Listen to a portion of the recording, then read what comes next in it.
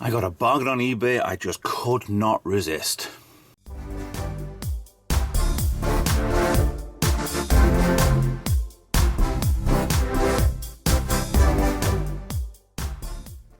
Hi guys, Retro Trek Ralph here with an already unboxing video. This is the Diamond Select Enterprise E. This is there was 4 versions they bought, and I've seen another video which shows you all 4, not mine, somebody else's. And this, I think, is the best one because you got a lot more detail on here.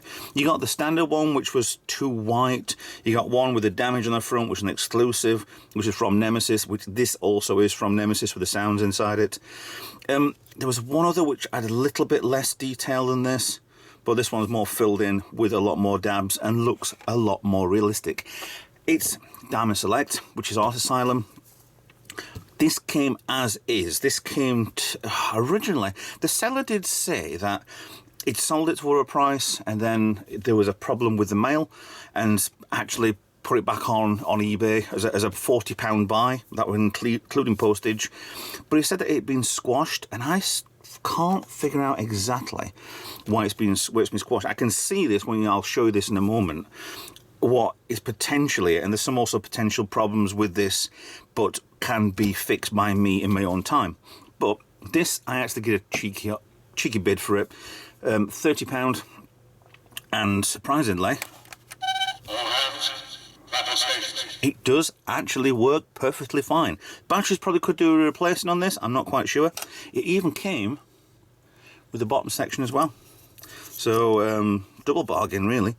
So this comes with its original stand as well, which is an absolute nightmare. Once it's in... Oh, that ain't coming out. That has to come out for this video. I don't want that in. It's actually in, really. This is probably what happened to them all anyway. Give me a second, I need to get this out. Blimey, that is tricky. I mean, at least it's on 2 sides. The original Diamond Select ones had one of these side bits and it kind of curved round and it just fits onto the bottom. These kind of, the back ends go in first and then it just sits in place, which is nice. These were 2014.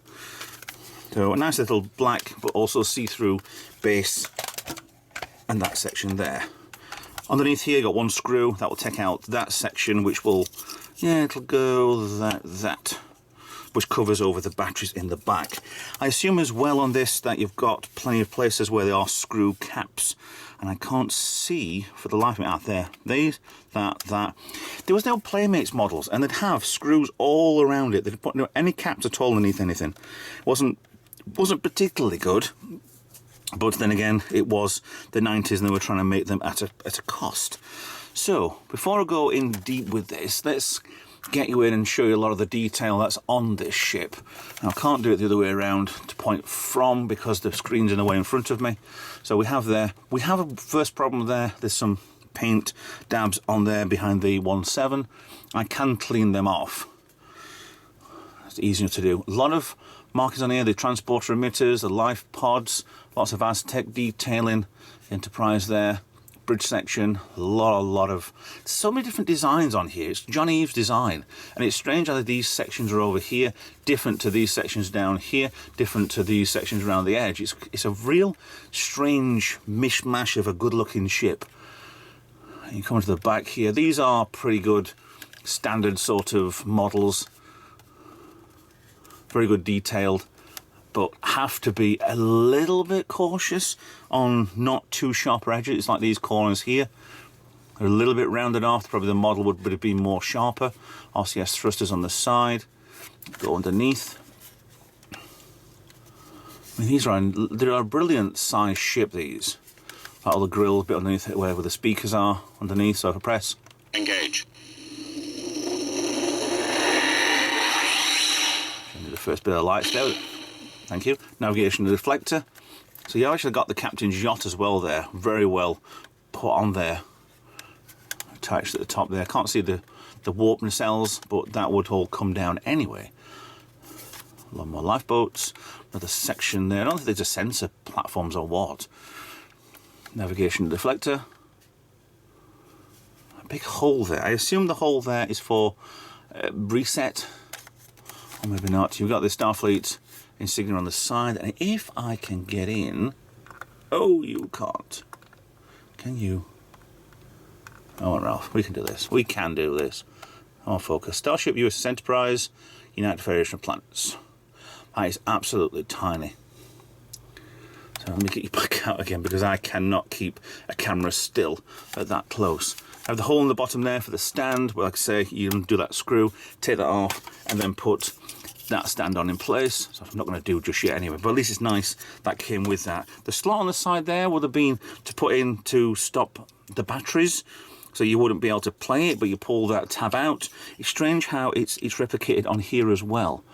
So you'd have thought if this is whatever's going to be on the transport in the box, pull out, done. But you wouldn't have it on both, unless you wanted to protect it and then put a piece of plastic back down there to stop the batteries touching, so you wouldn't lose any of the power or anything like that. You wouldn't stop it leaking, I'm sure. Right, we're on to the back end. These lovely nacelles. You can also tell that these aren't perfectly straight as well. This is the problem. Because I thought that the mail, something wrong with the mail or something that had squashed these. These have definitely popped open, I think on both sides as well. Yeah, but this is fixable. If I can take these apart, refix what exactly it was. He even mentioned that there were, I think it said on the pylons, stress marks, but I don't think there are. I mean, what got me with it is this was one of the pictures I saw on eBay, and I thought this came straight up. Didn't curve like it is doing there. So it just came straight from the secondary hull, more of a pointed. But I think with there being a toy, it's like that. I can't see, there's a little bit there where it's stretched, it's stressed a little bit. But other than that, it's actually not in bad condition. For 30 quid, I mean, that part's out a little bit. Yeah, for 30 quid, I don't think this is, it's a no-brainer, to be honest. Definitely going to buy it. Main shuttle bay at the back. This engineering section there. Impulse engines, big massive impulse engines on the back. Back to the Bussard collectors, the ram scoops on the front. See, it is also strange that they made so many different variants of this, and it was just a bit odd that some of these were differently painted. The sculpt of the plastics will have been exactly the same. This is an absolute nightmare to get in, because the ball isn't... Oh, there you go. It's yeah, not the right size. Fits nicely, nice on the display stand, so you can get it showing when it stops wobbling. But now I'm going to show you what it looks like with the lights off. I've got a light behind me, so sorry for the shadows, but let's have a go through the noises.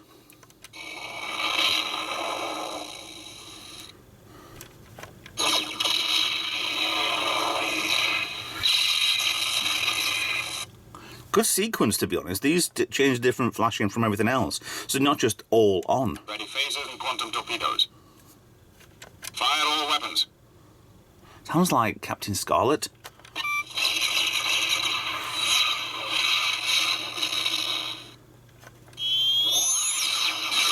Sounds like phasers. All hands, battle stations. See, the problem with it is obviously the light bleeding from these lights underneath here. Engage. I think they are LEDs. But you would take off this top section, paint black underneath all of this. It's like also underneath here. Light bleeding badly on there.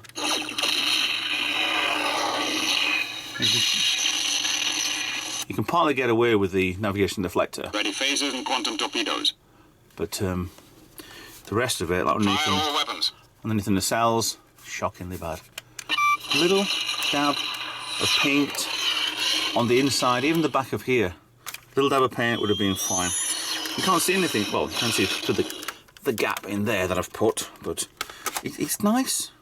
The problem with this is there is no press and hold to turn it, keep the lights on all the time. You press and hold it, All hands, and it does this. engage. It just goes through all of the sequences of... You can stop it. by just pressing again. And just as one on its own. Just the biggest one as well, thanks. So it's a lovely detailed model. If you can get one, off you go. But the one I've got, yeah, this nacelle is definitely going that way. That nacelle is definitely going that way. So I do need to work on that. Whether or not it's fine up here, which it isn't, it does need some fettling, I think. Whether or not it's just been pushed out of place a little bit, I don't know. Well, we're going to work on that on another day, I think.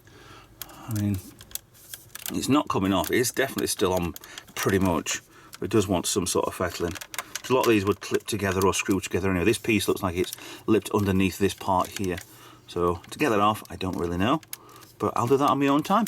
So this is, like I said, this is probably the best model on the Diamond Select Enterprise E range that they brought out, because it's a lot truer to the actual ship itself. And I do like this. This is a really nice displayable part anyway.